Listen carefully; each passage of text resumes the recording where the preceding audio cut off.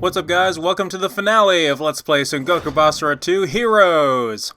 The final game on the HD collection. Okay, so we're moving on to Azai's second to last chapter. I actually managed to combine the two fights into one, just like I did with Kojiro's campaign.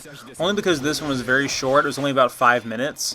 So I figured it didn't add too much to the finale of the game, so this is still not going to be a terribly long video, so I think it'll work out just fine. So it looks like Azai Nagamasa has decided to go into this nomadic village and liberate it from these soldiers that are attacking it. I'm really not sure who these guys are. It's the three ninja guys we fought as Kojiro earlier, but I really couldn't tell you who they are. I did a lot of research to try to figure out who they're supposed to be, but nothing on any of the Basara websites or forums or anything had any information on these guys. So if you guys know who they are, feel free to let me know. We're going with the exact same setup we had with Azai earlier. I still have his same abilities equipped because it's my favorite setup to go with. And we're using his final outfit, which is the blue armor. Exactly the same armor setup as his default, but it's blue obviously, and he has the little face mask. And I think it actually looks really cool, although I think I like his second one better. So if you look at these guys, you have these guys that are running around in plain clothes without any armor, swinging around garden tools and hammers and pitchforks and things like that instead of real weapons, fighting all these armored guys, so they don't stand much of a chance. So our main mission here is to defend these villages from being destroyed, and you'll see whenever on the map there you see the different encampments, and they have that number designation 1, 2, 3. So we got to protect those from the command units. Every time you see a yellow dot next to one of the encampments, that's a command unit that has the giant wrecking ball. We definitely want to get rid of those guys. Alright, so the three ninjas are now here. They're going to show up one at a time, and we're definitely going to have to defeat them. They're basically 3 mini-bosses. It's morphin' time! I'll never get tired of that. We should have done that a long time ago, honestly, because that makes this a lot more powerful. So, trying to get that to shut up. So anyway, this is actually take 2, because on the first take of this, my recording software ended up crashing on me again. Yeah, these guys are using hoes and rakes and things like that as their weapons. But anyway, yeah, the iMovie crashed on me again, so I had to do this entire recording from scratch, which sucks, but it's okay. That was pretty powerful. We managed to use the our Basara attack with the lightsaber thing turned on, which is pretty cool. But yeah, I really don't know who these guys are. Fighting them one at a time does make this a lot easier, but I believe if you lose any of the encampments, if you lose one of them, you might be okay. But if you lose them all, I think you fail. But you do get a special bonus for completing this mission with them still intact. You'll see that throughout the Basara games, you may get a special bonus incentive for completing an optional objective. I haven't really talked about that up until this point.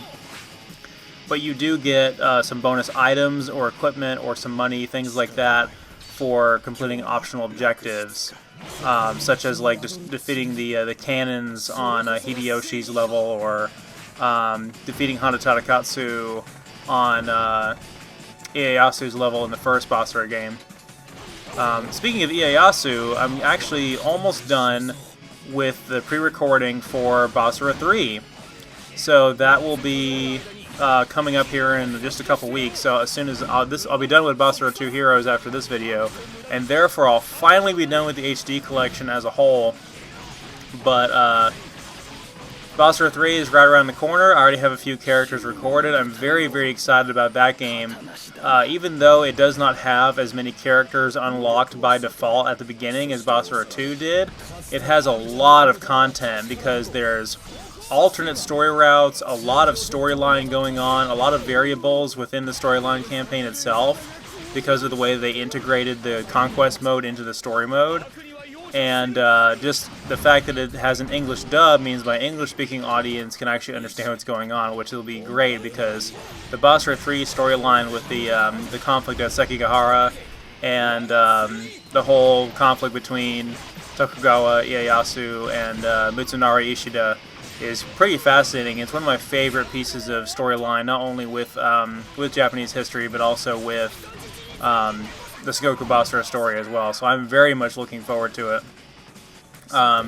Right now, it's looking like the Basara 3 LP is going to be about 40 episodes long, and this one was only 13, so it goes to show you the difference in length. Although I could drag out this game a little bit more by playing as some different characters, but this game is technically just an expansion of Basara 2, and Basara 2 is like 20 videos, I think. So 40 videos, that's twice as long as Basara 1. So that's pretty long, and that's just for me showing off 5 characters with their main story routes, not even going into the alternate routes or anything. So there's a lot of content to be had in Basara 3. Alright, so we completed that chapter. Moving on to the finale of Azai Nagamasa's story. So, interesting thing about that, I really feel like that was a nice in-character moment for Azai Nagamasa, because here he was being the warrior of justice and righteousness. He went to that poor, meek, and downtrodden village and saved them from the bad guys, so that was awfully nice of him. So let's go ahead and make sure our setup is okay. I think we're fine. And let's go ahead and take Oichi back from the evil Nobunaga. So, this is going to be very similar to Nobunaga's stage that we saw in Basara 2 when playing as Hideyoshi, the last level we did in Basara 2. And you're going to see basically the exact same thing, but there's a couple of twists, a couple little caveats in Basara 2 Heroes here. But other than that, it's pretty much the same. So we're coming off to a pretty good start here. Of course, as soon as we get into this main circular room here, we're going to be trapped in there by the that Colosseum sort of closing in on us. So that's not terribly good.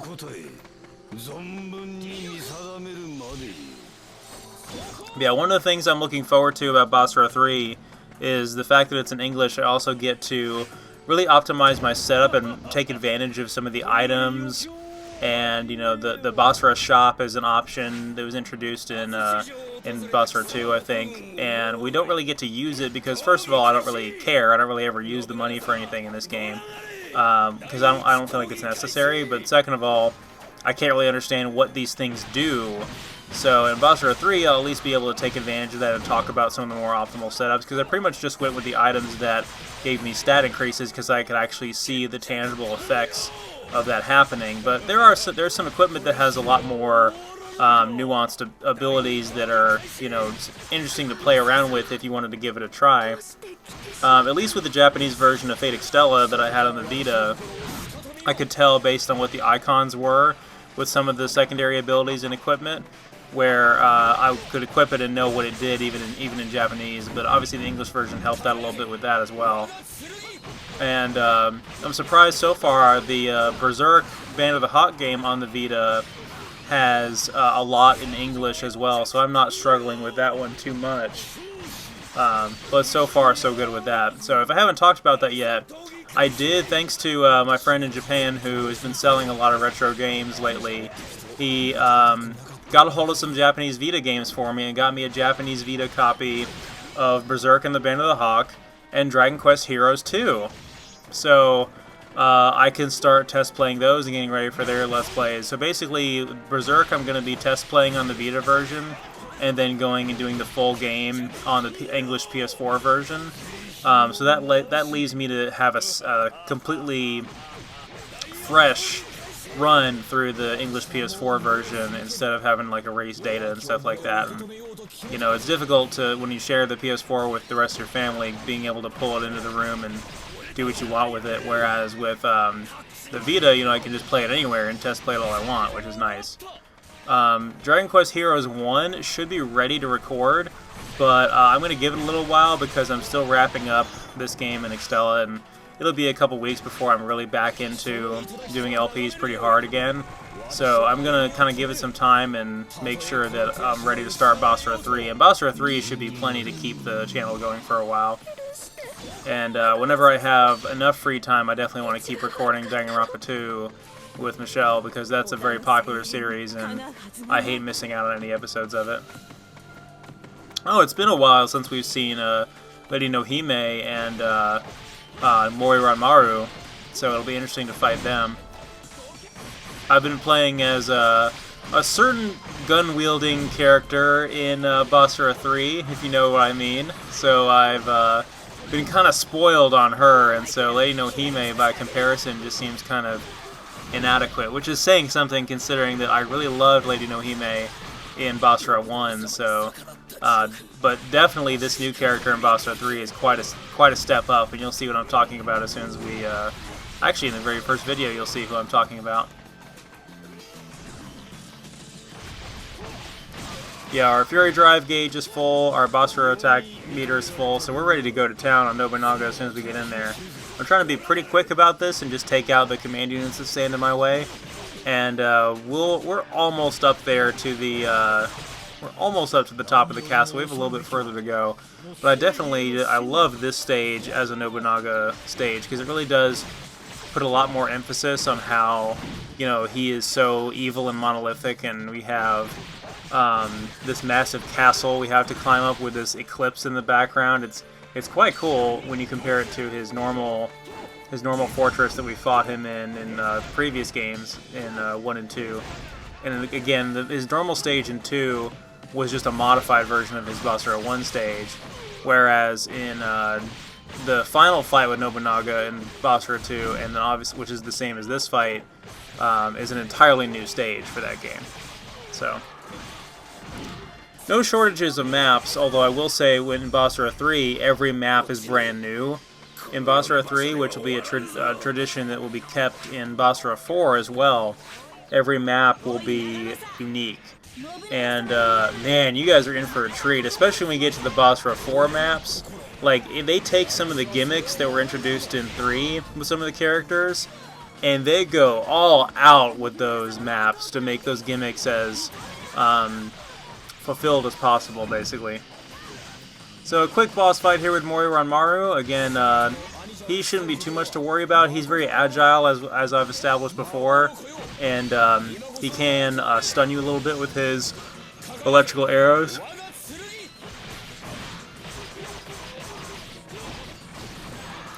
This enemy density right here, though, is definitely something to be wary of, so we're going to try to use our Basara attack here and just clear everyone out, and then we should be able to get to Mori a little bit easier.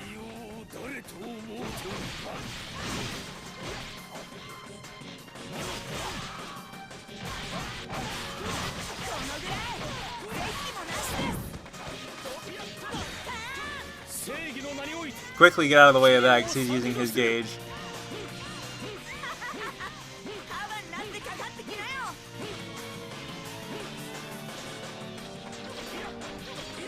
It'll be interesting to see what you guys think when we get to Basara 3, because in Basara 3, using their Fury Drive gauge is not even the worst thing we have to worry about. Bosses are a lot more serious in that game for a couple of different reasons. Whenever I come up this staircase, I can't help but feel like there's going to be like barrels or something rolling, or a giant boulder rolling down the staircase back at me, but thankfully such is not the case, although I have just enough room to go ahead and power up the lightsaber and just cut through these guys really quick. The amount of reach that it gives you when you power it up with light like that, and the amount of extra damage that it deals is so worth the charge time.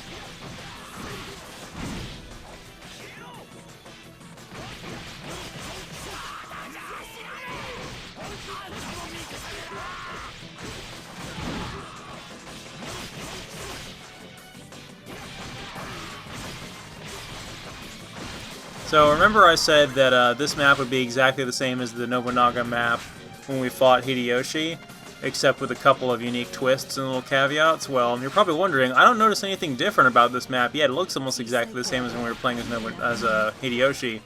But you'll see pretty soon. You'll see. So, time for the fight against Lady Nohime. Obviously, she can be quite dangerous because, well, let's face it, it's pretty hard to dodge a bullet, especially if you are a sword-wielding kind of guy.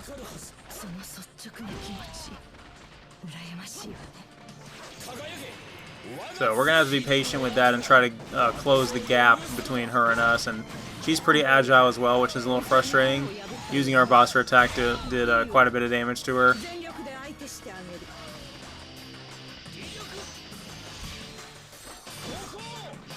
Alright, we had just enough time to get out of the way and charge our sword and go in for a little bit more extra damage. There we go. That's some huge damage against her. It was almost more effective than when we used our Basara attack. And this one guy over here with the rifle is still in our way.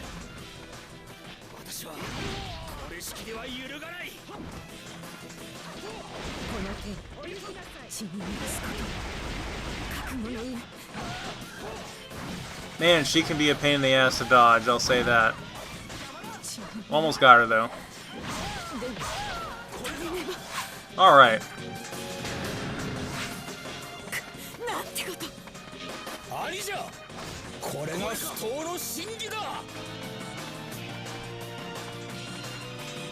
Conveniently placed chest right in the center there.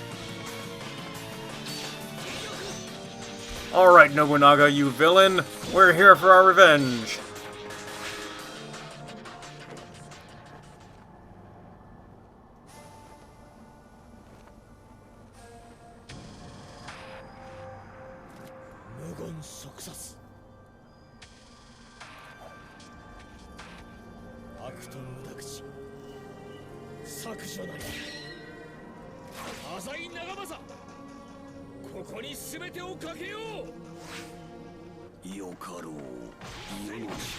Alright, it's time for the final battle against Nobunaga. So it looks like in all three of these games so far, Nobunaga has either been the final battle or the person we were playing as in the final battle. So we're not about to break that tradition right now. We just did a ton of damage to him. He's kind of a softie right now, of course. He is, no villain shall escape the light of justice. Now, had this battle actually taken place, like in the anime or something, obviously Azai would have been painfully outmatched by Nobunaga. And Nobunaga's pretty challenging to deal with right here as well, because he has a few unique attacks that are pretty specific to the Basara 2 engine, such as that somersault dash thing that he does. And it's pretty fierce, and then he's using his gauge right now, and using his normal melee attack, which is not something we can really take for granted. Of course, he dealt so much damage to us, we were able to get our Basara attack off again. One thing, if you look, Azai has a lot of health right now. I mean, we've done pretty good about leveling him up throughout this campaign, and he actually has quite a lot of health, so we might be able to survive this pretty good. We're going to go ahead and use our Fury Drive and just finish him off really quick.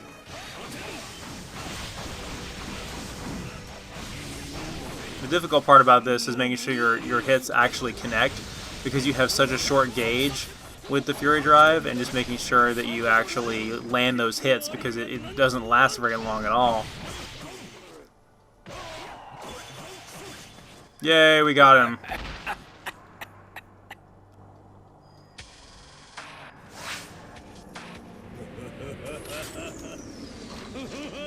What? This cannot be.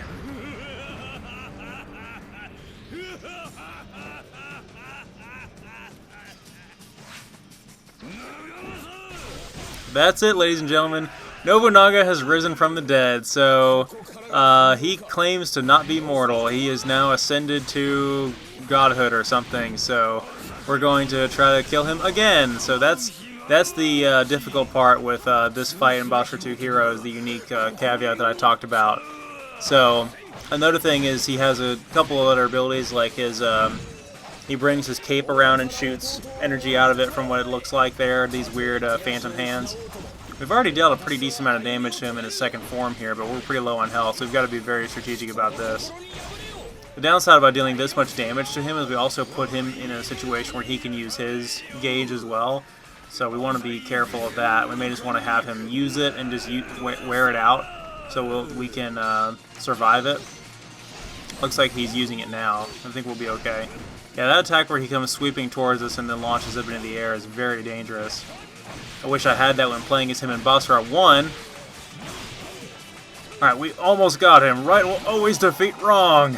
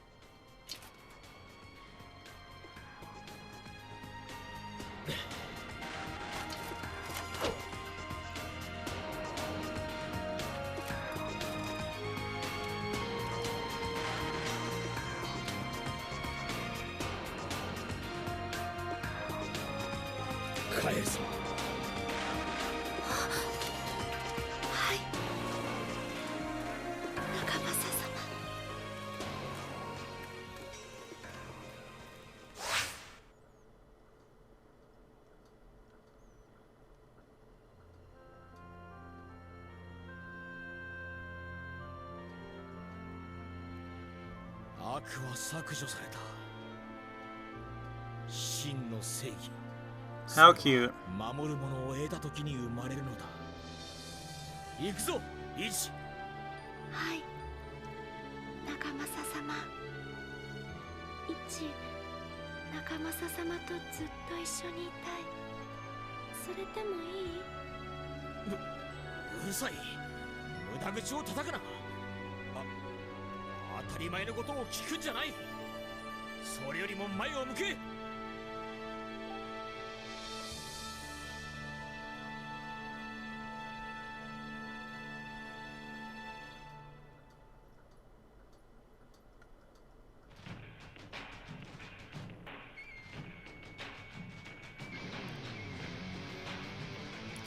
Alright, let's watch the credits roll. Thank you guys so much for watching. I really appreciate it.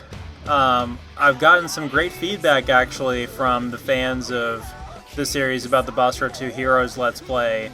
When I first started doing these games, I was thinking I was going to find, a cult fan base of people that liked the games, and I would really get a lot of attention towards the videos for them. But surprisingly enough, there wasn't really all that much of an audience to be found, and the first two Let's Plays didn't do very well, especially compared to like when I was doing Basara 2 compared to the games I was doing at the time. But Basara 2 Heroes just exploded for some reason, and the first, right now as I'm recording this, the first Kojiro video is sitting over 5,000 views, which is quite a lot for my channel. So I really appreciate the support, getting to hear from the commenters and what you guys like, whether you guys are English speaking or Japanese speaking. I really do appreciate you guys watching and contributing your time to supporting this Let's Play. Sengoku Basara is obviously one of my favorite series, the anime and the games, and it was really such a joy to be able to bring you guys the HD collection over the last 2 years, or three full years technically, but well, 3 separate years, 2 full years, but I really did enjoy it. Going all the way back to when I first started Basara 1 on the HD collection to now when I've finished all 3 games on the HD collection, and I'm finally moving on to Basara 3. I couldn't be more confident in the direction that my channel is going. I'm almost at 1,000 videos. And Musou games seem to be doing really well for me. I'm really loving Fate Extella. I'm almost done with that. And the other games that I keep referring to, I can't wait to do those as well. I really love this credit sequence here, how we see every character in this sort of in their hand-drawn backdrop like that. It looks really cool. I almost wish I could have done the credit sequence for Oichi because it's a different song that plays, and I really love that song. So I almost wish I had done Oichi's story last because I kind of like that as the end of the game better than what we have here. But I wanted to do them in order, so that's an unfortunate side effect of that. But I highly recommend, if you guys ever get the chance to play through Oichi's side story, definitely sit through the credits and enjoy that scene because it's very well done. It makes for a good finale for the game. So once again, thank you guys for watching. This is it for Basara 2 Heroes and for the Basara HD collection. So in about a week or so, I will be back with the first episode of Basara 3. And in the meantime, I should be finishing up Fate Extella, and I might take a little bit of a break between then, and then we'll finally get on track there. I've got some other hobbies and stuff I'm working on right now. I've got a very big cosplay I'm trying to finish before September for Anime Weekend Atlanta, and if anybody's going to Anime Weekend Atlanta and you're a fan of Basara, definitely hit me up. I'll probably try to bring my Kojiro cosplay down there if you guys want to meet up and hang out, so I definitely look forward to that, but I want to kind of take a little bit of a break and recuperate before I get really deep into Basara 3, so, but I'm really excited about it because I've been having so much fun test playing it. I can tell my energy and enthusiasm is going to be at a very high level at all times in Basara 3, but Basara 3 is going to be undeniably like a main Let's Play. It's going to require a lot of undivided attention to really get through it, so I cannot be lazy. I've got to dedicate a lot of time to it. It'll probably take a couple months to finish with 40 videos, so, but I'll try to be patient and try to make that happen. So, once again, thank you guys so much for watching. If you guys have any suggestions you want to see for any characters from the HD collection or from Basara 3, please make sure to let me know. so I can get them in through the recording process. Right now I have 5 characters already planned out for Basara 3, 3 of which have already been recorded right now.